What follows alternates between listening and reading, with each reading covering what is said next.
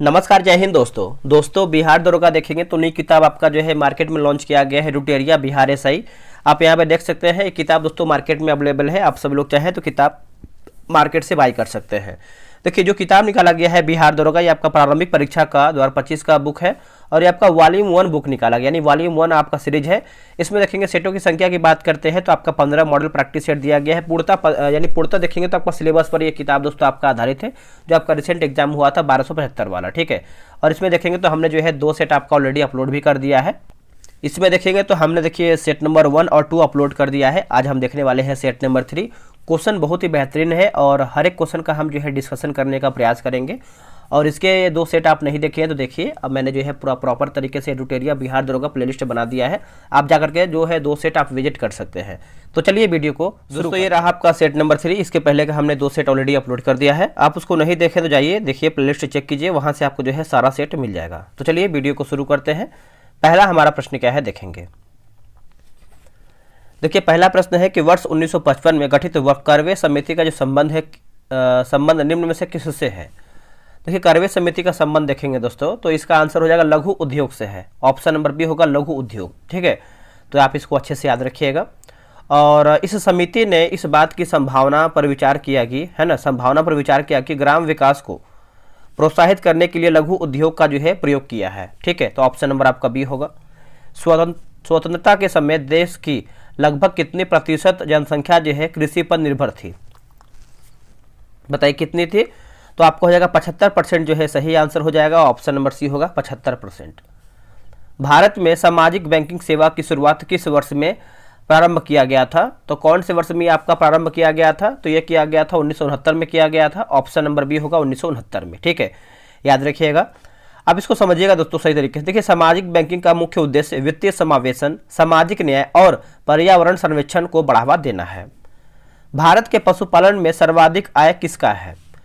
भारत के पशुपालन में दोस्तों आप देखेंगे तो सर्वाधिक जो आपका आय है आपका हो जाएगा मुर्गी पालन, जो है आपका सही आंसर हो जाएगा। चौथे का देखेंगे तो आपका बी होगा मुर्गी पालन। निम्नलिखित युग्मों में से कौन आपका सही युग्म है माफ कीजिएगा, इसका आंसर हो जाएगा आपका सही युग्म की बात करते हैं तो अंक समुद्र पक्षी संरक्षण रिजर्व की बात करते हैं तो कर्नाटक में दोस्तों आपका हो जाएगा, यानी ऑप्शन नंबर आपका ए होगा। बाकी कराईवेट्टी पक्षी अभ्यारण्य की बात करते हैं तो ये आपको केरल में नहीं है, ये आपको तमिलनाडु में है दोस्तों, तमिलनाडु में है। मगधी केरे संरक्षण रिजर्व की बात करते हैं तो ये आपको तमिलनाडु नहीं कर्नाटक होगा।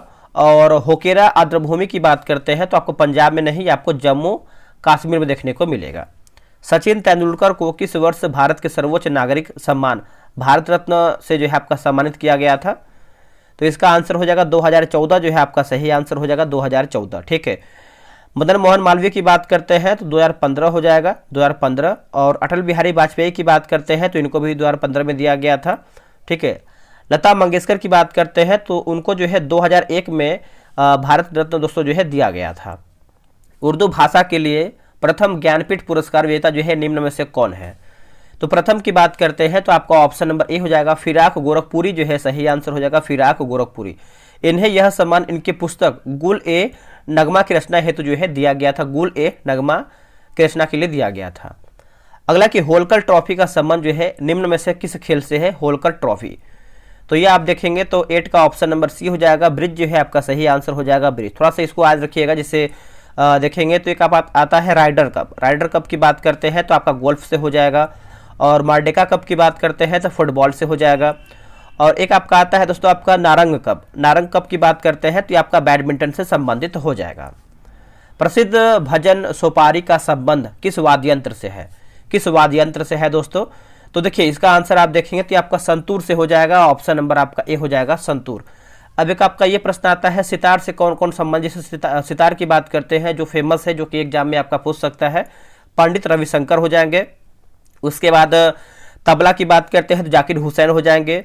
और क्या है, एक आपका आता है बांसुरी। तो बांसुरी में देखेंगे तो पन्नालाल घोष हो जाएंगे, ठीक है। तो ये सब जो है आपको याद रखना है।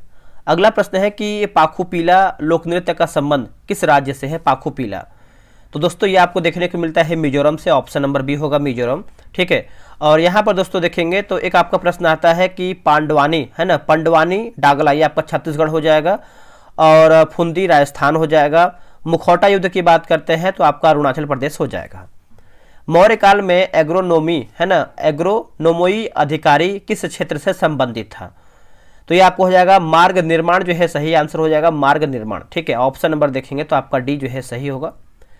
न्याय दर्शन का संबंध जो है निम्न में से किससे है? देखिए न्याय दर्शन की बात कर लेते हैं तो ये आपको गौतम से संबंधित हो जाएगा दोस्तों। ऑप्शन नंबर आपका जो है 12 का ये सही आंसर हो जाएगा, गौतम।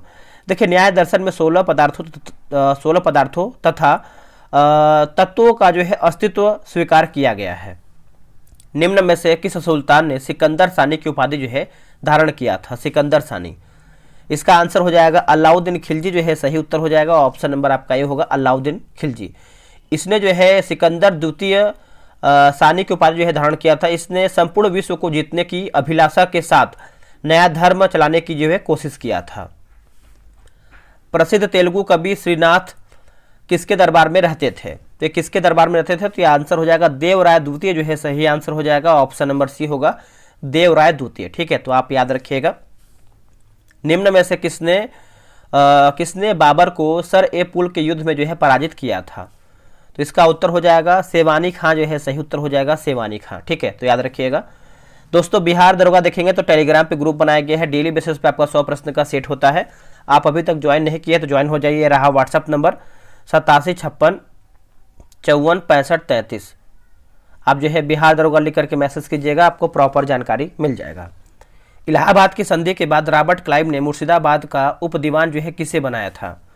आंसर हो जाएगा मोहम्मद रजा खान जो है सही उत्तर हो जाएगा। ऑप्शन नंबर आपका डी होगा, मोहम्मद रजा खान। ठीक है, इलाहाबाद की संधि की बात करते हैं तो 12 अगस्त 1765 को हुआ था।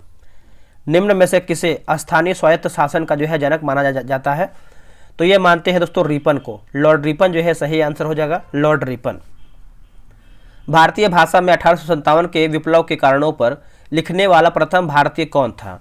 तो प्रथम भारतीय की बात करते हैं तो सैयद अहमद खां जो है सही उत्तर हो जाएगा। ऑप्शन नंबर बी होगा सैयद अहमद खां। ठीक है, और ये आपका प्रकाशित कब हुआ था? तो याद रखिएगा जो इसका एक तरीके से बोल सकते हैं जिसमें 1857 के युद्धों के कारणों की चर्चा आपको विस्तृत है। वारनाक्यूलस प्रेस एक्ट को किसने जो है निरस्त किया था?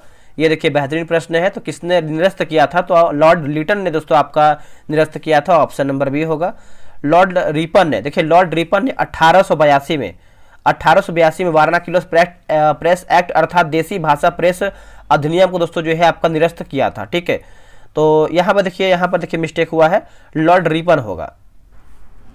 आते हैं अगले प्रश्न पे, वारनाक्यूलस प्रेस एक्ट को जो है किसने निरस्त किया था? तो देखिए निरस्त की बात करते हैं तो आपका लॉर्ड रिपन जो है सही आंसर हो जाएगा। ऑप्शन नंबर डी होगा लॉर्ड रिपन। ये कब आपका निरस्त किया गया था? तो 1882 में दोस्तों ये आपका जो है निरस्त किया गया था। ये आप अच्छे से याद रखिएगा। और ये किसने लागू किया था? तो लागू की बात करते हैं तो आपका लॉर्ड लिटन ने दोस्तों जो है इसको लागू किया था, यानी लागू किया था। निम्न में से किसने कहा था कि आलोचना और स्वतंत्र चिंतन एक क्रांतिकारी की दो विशेषताएं हैं? तो ये कथन था आपका भगत सिंह का था। ऑप्शन नंबर देखेंगे तो बी होगा भगत सिंह। महात्मा गांधी के राजनीतिक जीवन की निम्न घटनाओं का कालक्रम जो है क्या है? कालक्रम की बात करते हैं तो ऑप्शन नंबर सी हो जाएगा। जैसे चंपारण की बात करते हैं तो 1917 दोस्तों हो जाएगा। और अहमदाबाद हड़ताल की बात कर लेते हैं तो ये आपका फरवरी 1918 हो जाएगा। फिर आपका आता है खेड़ा आंदोलन, है ना, तो ये आपका मार्च हो जाएगा, मार्च 1918 हो जाएगा। उसके बाद देखेंगे तो आपका असहयोग हो जाएगा आपका 1920 से लेकर के 1922 आपका हो जाएगा असहयोग आंदोलन। ठीक है, तो आप इसको अच्छे से याद रखिएगा। मैकडोनाल्ड के सांप्रदायिक पंचायत ने किसे पृथक चुनाव क्षेत्र एवं आरक्षित सीटें जो है दोस्तों आपका आवंटित नहीं किया था? तो दोस्तों आपका आवंटित नहीं किया गया था तो आपका बौद्धों को हो जाएगा। ऑप्शन नंबर ए होगा बौद्धों को। संसद द्वारा पारित 3 नए आपराधिक कानूनों को भारत में किस दिन से आपका लागू किया गया है? तो ये आपका लागू हुआ है 1 मई 2024 जो है सही आंसर हो जाएगा 1 मई 2024, है ना। ऑप्शन नंबर आपका सी सही होगा। अंतर्राष्ट्रीय क्रिकेट परिषद यानी आईसीसी का जो नया अध्यक्ष है किसे नियुक्त किया गया है? किसे नियुक्त किया गया है? तो जय शाह को दोस्तों बनाया गया है। ऑप्शन नंबर बी हो जाएगा जय शाह। इन्होंने जो है ग्रेग बार्कले की जो है स्थान लिया है, ग्रेग बार्कले का। हाल ही में राष्ट्रीय आपातकाल के 50 वर्ष पूरे हुए, इसे किस तिथि को जो है लागू किया गया था? तो ये लागू किया गया है दोस्तों, बताइए इसका आंसर क्या होगा? 25 जून 1975 जो है सही आंसर हो जाएगा। ऑप्शन नंबर आपका बी होगा।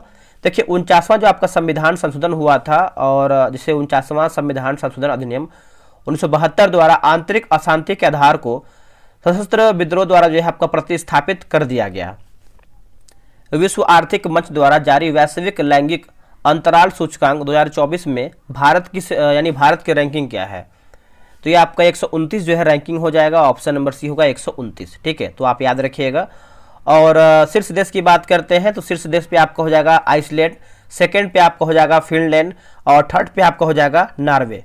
कुल अगर देश की बात करते हैं तो आपका 146 जो है आपका इसमें से भारत का है 129वां।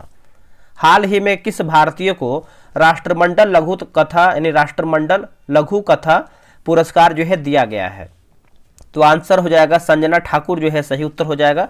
ऑप्शन नंबर देखेंगे तो ये होगा संजना ठाकुर। केंद्रीय बजट 2024-25 को 4 विषयों में बांटा गया है। निम्न में से कौन सा एक जो है विषय उसमें शामिल नहीं है? देखिए उसमें दोस्तों आपका शामिल नहीं है तो आपका शिक्षा जो है इसमें शामिल नहीं है, बाकी रोजगार, कौशल और मध्यम वर्ग जो है इसमें आपका शामिल है। देखिए इसमें देखेंगे तो 4 वर्गों यानी जैसे युवा, महिला, गरीब, अन्नदाता पर फोकस किया गया है। और 4 विषय पर देखेंगे तो देखिए रोजगार, कौशल, MSME तथा आपका मध्यम वर्ग जो है इसमें आपका शामिल है। केंद्रीय बजट 2024-25 में किस टैक्स को समाप्त किए जाने की घोषणा की गई है?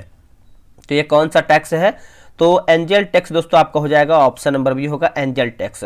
एंजल टैक्स सरकार द्वारा स्टार्टअप पर जुटाई गई फंडिंग पर लगाया जाता था और भारतीय स्टार्टअप और नवाचार को बढ़ावा देने के लिए इस टैक्स को जो है समाप्त कर दिया गया है।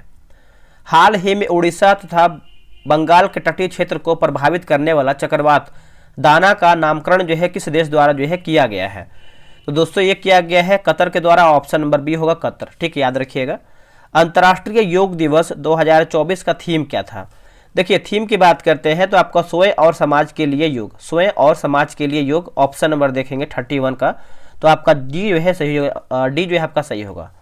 ऑपरेशन नन्हे फरिश्ते किस केंद्रीय बल द्वारा जो है चलाया गया एक बचाव अभियान है? ऑपरेशन नन्हे फरिश्ते। तो देखिए ये आपको हो जाएगा रेलवे सुरक्षा बल जो है सही उत्तर हो जाएगा। ऑप्शन नंबर ए होगा रेलवे सुरक्षा बल। ठीक है, तो याद रखिएगा सभी लोग, इसको भूलिएगा नहीं। हाल ही में किस मंत्रालय द्वारा जो है आपका प्रोजेक्ट परी यानी पब्लिक स्टार्टअप इंडिया का जो है शुभारंभ किया गया है? तो ये दोस्तों शुभारंभ किया गया है संस्कृति मंत्रालय के द्वारा। ऑप्शन नंबर देखेंगे तो बी होगा संस्कृति मंत्रालय। देखिए विश्व धरोहर समिति के 46वें सत्र के से पहले सरकार द्वारा जो है प्रोजेक्ट परी की शुरुआत किया गया है। इसका उद्देश्य देखेंगे तो हजारों वर्षों की कलात्मक विरासत से प्रेरित सार्वजनिक कला का जो है प्रदर्शन करना है। हाल ही में किस देश द्वारा विश्व में पहली बार एक व्यक्ति के मस्तिष्क को डॉक्टरों द्वारा जो है आपका मस्तिष्क प्रत्यारोपण किया गया है? तो इसका आंसर देखेंगे तो आपका 34 का हो जाएगा। ऑप्शन नंबर बी होगा ब्रिटेन जो है आपका सही उत्तर हो जाएगा, ब्रिटेन। पेरिस ओलंपिक 2024 में भारत ने कुल कितना पदक जो है अपने नाम किया है? तो भारत ने कुल जो है आपका दोस्तों देखेंगे तो 6 पदक अपने नाम किया है। ठीक है, तो आप ये याद रखिएगा, जिसमें से आपका 1 रजत हो जाएगा, 5 आपका कांस्य पदक हो जाएगा। ठीक है, और जो 33वां ग्रीष्मकालीन ओलंपिक था इसका जो आयोजन है आपका पेरिस यानी फ्रांस में हुआ था। ठीक है, और दूसरे स्थान पे आपका चीन आता है जो कि 91 पदक के साथ है, और तीसरे स्थान पे आपका जापान आता है जो कि 45वें स्थान पर आपका आता है। चलिए आगे बढ़ेंगे। केंद्र सरकार द्वारा संविधान हत्या दिवस की तिथि को मनाए जाने की जो है घोषणा किया गया है, संविधान हत्या दिवस। तो दोस्तों ये आपका मनाया जाएगा 25 जून को। ऑप्शन नंबर देखेंगे तो आपका सी होगा 25 जून। क्यों मनाया जाता है यानी क्यों मनाया जाएगा? देखिए 25 जून 1975 को राष्ट्रीय आपातकाल इंदिरा गांधी की सरकार द्वारा जो है लगाया गया था, उसी से संबंधित आपका है 25 जून। बिहार के पहले शुष्क बंदरगाह का जो उद्घाटन है किसके द्वारा ये किया गया था? तो ये किया गया था नीतीश मिश्रा जो है सही आंसर हो जाएगा, नीतीश मिश्रा। देश में सबसे चौड़े रेल सड़क पुल का जो निर्माण है कहाँ पर किया जा रहा है? तो दोस्तों ये किया जा रहा है देखेंगे तो आपका काशी जो है सही आंसर हो जाएगा। ऑप्शन नंबर डी होगा काशी। इस पुल पर ट्रेनों हेतु 4 ट्रैक तथा 6 लेन चौड़ा जो है आपका राजमार्ग जो है होगा। ठीक है, हाल ही में किस बीमारी को WHO द्वारा स्वास्थ्य आपातकाल के रूप में जो है घोषित किया गया है? तो इसका उत्तर हो जाएगा मंकी पॉक्स जो है सही आंसर हो जाएगा। ऑप्शन नंबर सी होगा मंकी पॉक्स। देखिए एम पॉक्स एक संक्रामक रोग है, यह आर्थोपॉक्स है ना, आर्थोपॉक्स वायरस जनित एक सदस्य आपका हो जाएगा।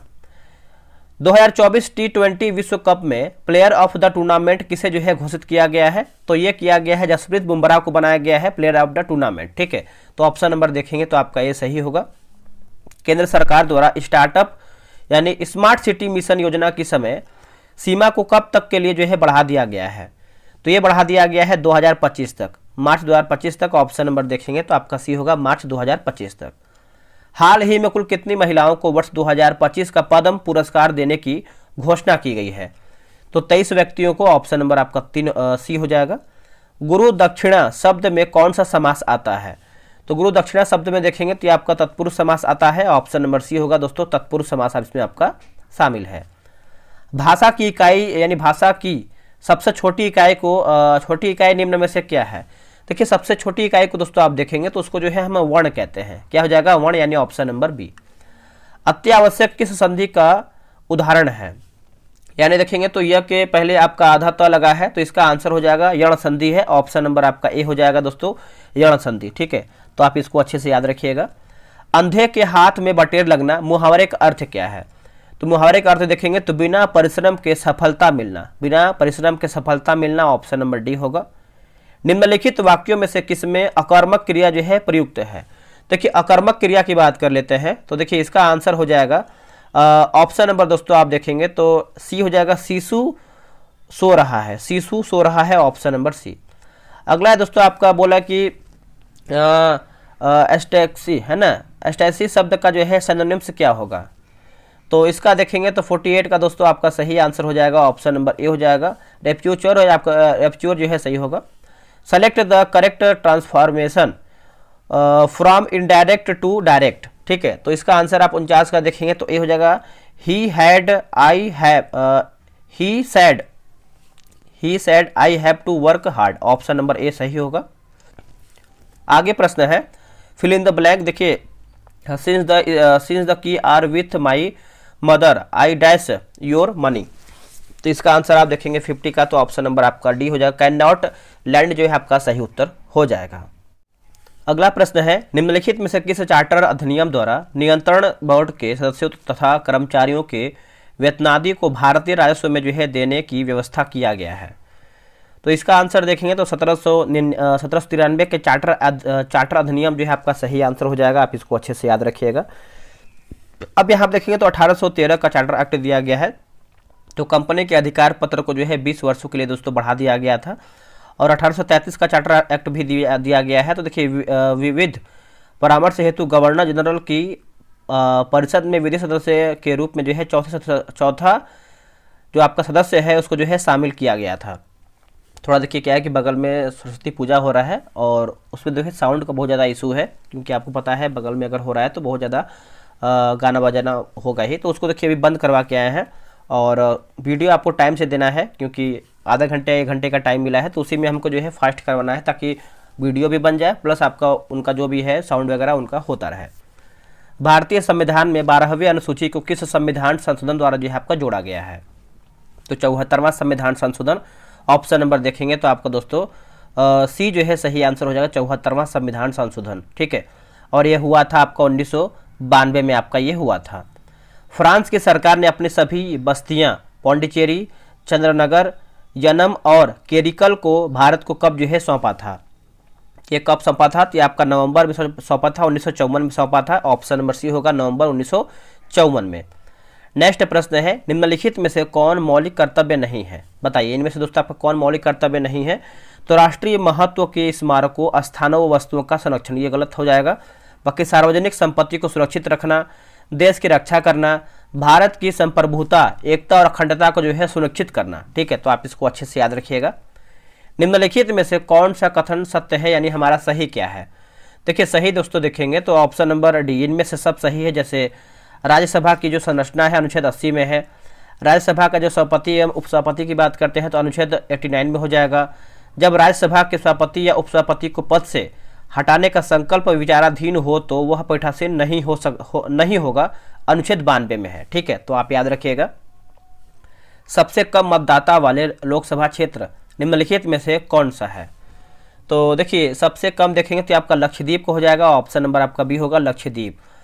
यानी सबसे अधिक मतदाता वाला लोकसभा की बात करते हैं तो ये आपका हो जाएगा मलका, है ना, लिखा गया है मलकाजीगिरी, है ना, मलकाजीगिरी जो है आपका सही उत्तर हो जाएगा। और क्षेत्रफल की दृष्टि से सबसे बड़ा लोकसभा क्षेत्र की बात करते हैं तो आपका लद्दाख जो है सही उत्तर हो जाएगा, लद्दाख, याद रखिएगा सभी लोग। आगे बढ़ेंगे। अंतर्राज्यीय परिषद के संबंध में निम्नलिखित में से कौन सा कथन जो है सत्य नहीं है, यानी हमारा दोस्तों गलत आंसर क्या है, तो ऑप्शन नंबर सी होगा, अंतर्राज्यीय परिषद की एक वर्ष में कम से कम 2 बैठक जो है होना चाहिए, यह गलत आंसर हो जाएगा। बाकी संविधान के अनुच्छेद 263 के अंतर्गत अंतर्राज्यीय परिषद की जो स्थापना है किया गया है। अंतर्राज्यीय परिषद की जो स्थापना है सरकारिया आयोग की अनुशंसा पर किया गया है। अंतर्राज्यीय परिषद का जो मुख्य कार्य है राज्यों के बीच उत्पन्न विवादों को यानी विवादों की जांच करना और उनका सलाह देना है। निम्नलिखित में से कौन सी शब्दावली सूचना के अधिकार अधिनियम 2005 की उद्देशिका में उल्लेखित है, तो इसका उत्तर हो जाएगा जैसे इनमें से सब सही है, जैसे आपका सूचना की पारदर्शिता हो जाएगा, सूचना का प्रकटन हो जाएगा और संसूचित नागरिकता होगा, लोकतांत्रिक आदर्श की प्रभुता हो जाएगा। ठीक है, याद रखिएगा। भारत का उपराष्ट्रपति राज्यसभा का पदेन सभापति होता है, उसका वर्णन संविधान के किस अनुच्छेद में वर्णित है, तो देखिए इसका वर्णन आप देखेंगे तो ऑप्शन नंबर डी हो जाएगा ए और बी, जैसे अनुच्छेद 64 हो जाएगा और अनुच्छेद 89 हो जाएगा। ठीक है, तो आप इसको अच्छे से याद रखिएगा। निम्नलिखित में से किस राज्य में लोकसभा सदस्यों की संख्या जो है सबसे अधिक है, तो सबसे अधिक देखेंगे तो आपको एमपी में देखने को मिलता है। कितना है एमपी में, तो एमपी में दोस्तों आपका 29 सीट हो जाएगा और उसके बाद मतलब ऑप्शन के अकॉर्डिंग आपको जाना है। कर्नाटक में देखेंगे तो आपका 28 हो जाएगा, राजस्थान की बात करते हैं तो राजस्थान में 25 है और गुजरात की बात करते हैं तो गुजरात में आपका 26 हो जाएगा। चलिए आगे बढ़ेंगे। अगला है कि अंडमान सागर एवं दक्षिण चीन सागर को जोड़ने वाली जल संधि निम्नलिखित में से कौन सी है, तो निम्नलिखित में से देखेंगे तो आपका मलक्का जल संधि जो है सही उत्तर हो जाएगा, ऑप्शन नंबर बी होगा मलक्का जल संधि। ठीक है, और पाक जल संधि की बात करते हैं तो मन्नार एवं बंगाल की खाड़ी होगा और कारीमाटा जल संधि की बात करते हैं दक्षिण चीन सागर व जावा सागर हो जाएगा। हार्मोज जल संधि की बात करते हैं तो फारस की खाड़ी व ओमान की खाड़ी आपका हो जाएगा। विश्व के सबसे बड़ा जल क्षेत्रफल वाला देश आपका कौन सा है, तो ये आपका कनाडा जो है सही आंसर हो जाएगा, ऑप्शन नंबर आपका ये हो जाएगा कनाडा।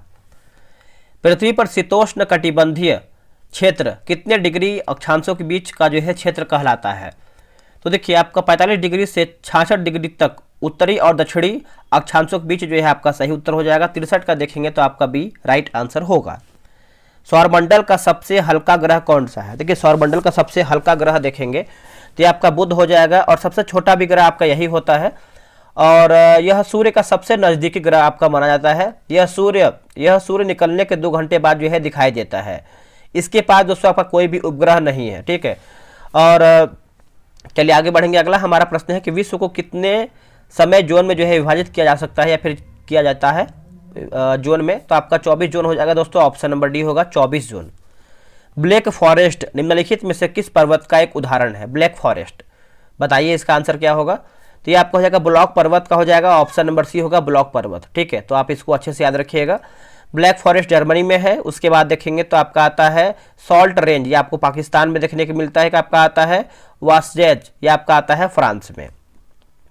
भारत में सबसे ऊंची ज्वार भित्ति वाली नदी कौन सी है, तो ये आपका हुगली जो है सही आंसर हो जाएगा, हुगली। ठीक है, आप याद रखिएगा हुगली होगा। अब देखिए स्थानांतरित कृषि और विभिन्न क्षेत्र दिया गया है, मिलान करके बताना है। जैसे अगर रोका की बात करते हैं दोस्तों तो रोका आपका हो जाएगा ब्राजील हो जाएगा। खिल की बात करते हैं तो ये आपका हो जाएगा हिमालय पट्टी और झूमिंग की बात करते हैं तो झूमिंग दोस्तों आपका हो जाएगा पी यानी उत्तरी पूर्वी भारत और मिल्पा की बात करते हैं तो ये आपका क्यों हो जाएगा मैक्सिको। आगे हमारा प्रश्न है प्री डेजर्ट के अंतर्गत निम्न में से कौन सी श्रेणी के उपभोक्ता जो है आते हैं, तो आपका ऑप्शन नंबर डी होगा बी प्लस सी, जैसे आपका द्वितीय हो जाएगा और तृतीय हो जाएगा। ठीक है, याद रखिएगा, इसको भूलिएगा नहीं। देखिए दूसरा की यानी द्वितीय श्रेणी के उपभोक्ता की बात करते हैं तो आपका लोमड़ी आता है और भेड़िया आता है। अगर तृतीय की बात करते हैं तो आपका सांप, चिड़िया, बाज, शेर, भालू, गिद्ध, ये सब जो है तृतीय श्रेणी के अंतर्गत आते हैं।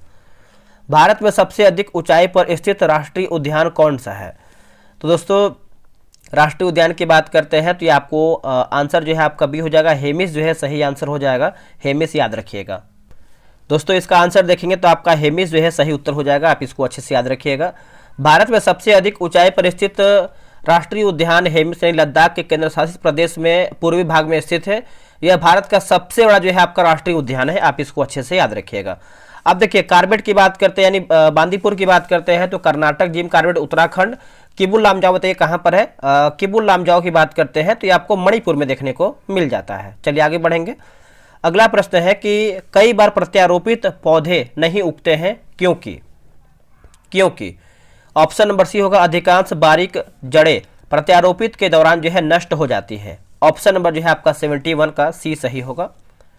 निम्नलिखित में से कौन सा कथन जो है सही है? बताइए सही हमारा कथन क्या है? तो ऑप्शन नंबर ए हो जाएगा, यानी केवल 1 सही है। जैसे वायरस में ऊर्जा उत्पादन के लिए आवश्यक एंजाइम की कमी होती है। तो यही दोस्तों आपका जो है 72 का देखेंगे तो ए आपका सही उत्तर होगा। देखिए वायरस को सिंथेटिक मीडिया पर जो है विकसित नहीं किया जा सकता है। कटे हुए सेब का भूरापन कम जो है कैसे किया जा सकता है भूरापन? तो देखिए आप सेब काटेंगे तो 5-10 मिनट देखेंगे तो उसका कलर जो है चेंज होने लगता है, तो वही भूरापन की बात करते हैं। तो ऑप्शन नंबर सी नींबू के रस का जो है उपयोग करके इसका जो है भूरापन कम हो सकता है। ऑप्शन नंबर सी होगा। पादप कोशिकाओं में निम्नलिखित में से किसमें अपना स्वयं का डीएनए होता है? अपने स्वयं का डीएनए होता है तो माइटोकॉन्ड्रिया और क्लोरोप्लास्ट जो है आपका सही उत्तर हो जाएगा, यानी ऑप्शन नंबर देखेंगे 74 का तो सी जो है आपका सही उत्तर हो जाएगा, माइटोकॉन्ड्रिया और क्लोरोप्लास्ट। आंख के सबसे बाहरी भाग को क्या कहते हैं? देखिए सबसे बाहरी भाग को दोस्तों देखेंगे तो इसको जो है हम कार्निया कहते हैं। क्या कहते हैं? कार्निया। आंख के सबसे बाहरी भाग को कार्निया कहते हैं। नेत्रदान में दोस्तों देखेंगे तो कार्निया ही हम दान में देते हैं। आंख में प्रकाश कार्निया से होकर ही प्रवेश करता है, ये पॉइंट आप अच्छे से याद रखिएगा। निम्नलिखित में से कौन सा पाचन एंजाइम अग्न्याशय ग्रंथि से निकलता है? तो ये आपका हो जाएगा ट्रिप्सिन जो है सही उत्तर हो जाएगा। ऑप्शन नंबर डी होगा ट्रिप्सिन। ठीक है, देखिए अग्न्याशय ग्रंथि से निकलने वाला पाचक हार्मोन जैसे ट्रिप्सिन, एमाइलेज और लाइपेज। ठीक है, अगर लार ग्रंथि की बात करते हैं तो लार ग्रंथि देखेंगे तो आपका टाइलिन हो जाएगा और माल्टेज होगा, और जठर ग्रंथि से बात करते हैं तो आपका पेप्सिन और रेनिन हो जाएगा। देखिए पेप्सिन और रेनिन आपका जो है सही उत्तर हो जाएगा, रेनिन। निम्नलिखित में से कौन सा प्रमुख लक्षण संघ मोलस्का जंतु के हैं? देखिए संघ मोलस्का जंतु की बात कर लेते हैं तो 77 का हो जाएगा इनमें से सभी। जैसे इस संघ के जंतु का जो है रक्त रंगहीन होता है, उत्सर्जन वृक्कों द्वारा होता है, इसमें जो है श्वसन गिल्स या टीनिडिया द्वारा होता है। ठीक है, तो ऑप्शन नंबर आपका डी सही उत्तर हो जाएगा। तो वे आप इसको अच्छे से याद रखिएगा। देखिए मोलस्का संघ के जंतु की बात कर लेते हैं तो आपका घोंगा आता है, सीपिया आता है, ऑक्टोपस, एप्लीसिया, ये सब जो है आपका मोलस्का संघ का जो है ये सब जंतु माने जाते हैं। मानव शरीर का कौन सा अंग जो है डिप्थीरिया रोग से प्रभावित होता है? देखिए डिप्थीरिया की बात करते हैं तो आपका श्वास नली जो है सही उत्तर हो जाएगा। ऑप्शन नंबर देखेंगे तो आपका डी सही आंसर हो जाएगा, श्वास नली। यह रोग होने पर मानव शरीर में निम्न लक्षण देखने को मिलते हैं, जैसे सांस लेने में कठिनाई होता है, दम घुटना, हल्का बुखार, वजन घटता है। आगे हमारा है सूची 1 को जो है सूची 2 मिलान करके बताना है। चलिए मिलाते हैं। सबसे बड़ी ग्रंथि की बात करते हैं तो ये आपका यकृत हो जाएगा। सबसे बड़ा कपी की बात करते हैं तो ये आपका गोरिल्ला हो जाएगा। सबसे बुद्धिमान कपी की बात करते हैं तो ये आपका चिंपैंजी होगा। सबसे छोटा कपी की बात करते हैं तो ये आपका गिब्बन हो जाएगा। चलिए आगे बढ़ेंगे। अगला हमारा प्रश्न है विटामिन B7 का रासायनिक नाम क्या है? देखिए विटामिन B7 का रासायनिक नाम देखेंगे तो ये आपका बायोटीन जो है सही उत्तर हो जाएगा। और विटामिन B11 की बात करते हैं तो आपका फॉलिक अम्ल हो जाएगा दोस्तों, फॉलिक अम्ल होगा। विटामिन B6 की बात करते हैं तो आपका पैराडॉक्सिन हो जाएगा। विटामिन E की बात करते हैं तो ये आपका टोकोफेरॉल हो जाएगा। निम्नलिखित में से कौन सा हाइड्रोकार्बन को उनके क्वथनांक के बढ़ते क्रम के अनुसार जो है व्यवस्थित किया गया है? तो इसका उत्तर हो जाएगा option number B, propane, butane, pentane और ऑक्टेन। ठीक है, फिर से पढ़ेंगे। प्रोपेन, ब्यूटेन, पेंटेन और ऑक्टेन, ये सब जो है आपको क्रम के अनुसार याद रखना है। आने वाले एग्जाम में आपको क्वेश्चन देखने को मिल सकता है। टूथपेस्ट दांतों की सड़न को किस प्रकार रोकता है? तो किस प्रकार रोकता है? तो ऑप्शन नंबर ए होगा, अतिरिक्त अम्लता को बेअसर करके। ठीक है, तो ऑप्शन नंबर देखेंगे 82 का, तो आपका ए सही आंसर होगा, अतिरिक्त अम्लता को बेअसर करके। निम्नलिखित में से दही रखने की कौन सी विधि जो है सही नहीं है? तो सही नहीं है तो देखिए तांबे के बर्तन में रखना ये गलत आंसर हो जाएगा। बाकी स्टेनलेस स्टील के बर्तन में रखना, प्लास्टिक के बर्तन में रखना और कांच के बर्तन में रखना, ये सब दोस्तों विधि सही हो जाएगा। जब किसी भी अन्य तरल पदार्थ की तुलना में अधिक पदार्थों को घोल सकता है वो कहलाता है या घोल सकता है, ऐसा क्यों? तो कि ऐसा क्यों देखेंगे तो ऑप्शन नंबर ए होगा, यह प्रकृति में द्विध्रुवीय है। ठीक है, तो ऑप्शन नंबर आपका ये सही होगा। निम्नलिखित में से कौन सा थर्मोप्लास्टिक का एक उदाहरण नहीं है? तो ऑप्शन नंबर डी हो जाएगा मेलामाइन जो है नहीं है, बाकी पॉलीस्टाइरीन है, नायलॉन है और टेफ्लॉन जो है इसमें आपका शामिल है, यानी 85 का देखेंगे तो आपका डी सही होगा। निम्नलिखित धातुओं की क्रियाशीलता को अवरोही क्रम में व्यवस्थित करके बताना है। ऑप्शन नंबर डी होगा, जैसे आपका पोटेशियम हो जाएगा, फिर आपको हो जाएगा सोडियम, फिर आपको हो जाएगा कैल्शियम, फिर आपको हो जाएगा मैग्नीशियम। ठीक है, तो ऑप्शन नंबर देखेंगे तो डी आपका राइट आंसर होगा। नेक्स्ट बढ़ेंगे, निम्नलिखित में से किसका उपयोग प्रकाश विद्युत सेल में इलेक्ट्रोड के रूप में किया जाता है, यानी इलेक्ट्रोड के रूप में हम दोस्तों करते हैं। तो ऑप्शन नंबर डी होगा A+B, जैसे सीजियम हो जाएगा और आपका पोटेशियम हो जाएगा। ठीक है, सीजियम और पोटेशियम।